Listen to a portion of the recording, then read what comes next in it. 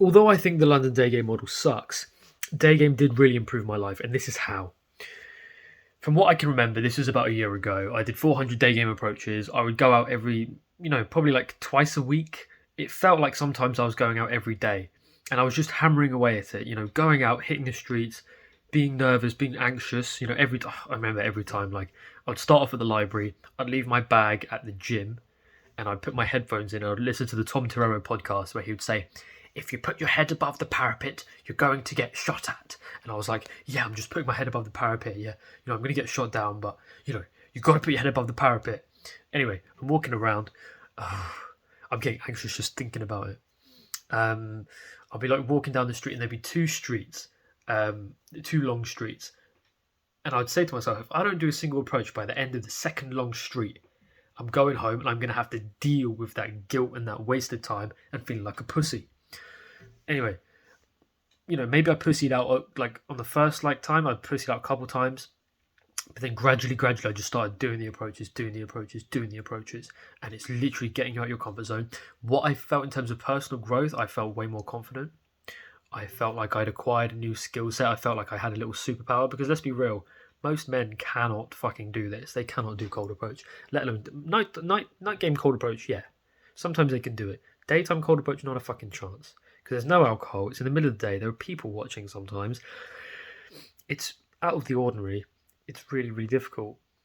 The day game stuff, it put me in a new mindset of the acquisition of women. Before, I was just kind of relying on luck. Like, maybe there's a party here and there. Maybe I can get lucky, whatever. And, like, it was just this luck-based thing. What really, clicked in my head was, I'm in control of my dating life. If I want women, I can go out and get them.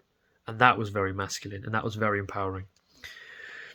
It was giving me an idea. In my head, I had an idea of, okay, if I do 100 approaches, if I can sleep with one chick, then that means I can sleep with one new chick per week because I know I could do 20 a day in the long term. Unfortunately, with the London day game model, as you might have seen my previous video, it is a pile of shit and it won't work. Like, getting to 1 in 100 you'd be very, fair enough. But there are way better ways of doing things. Trust me, there are way better ways of doing things.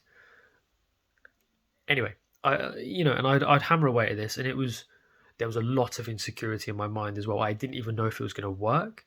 As soon as I got my first date from London, from Daygame, and as soon as I was getting positive interactions. The good thing is that like every time I was doing an interaction, I was getting a positive reaction like pretty much all the time. Maybe like 70% of the time it was just pure like positive.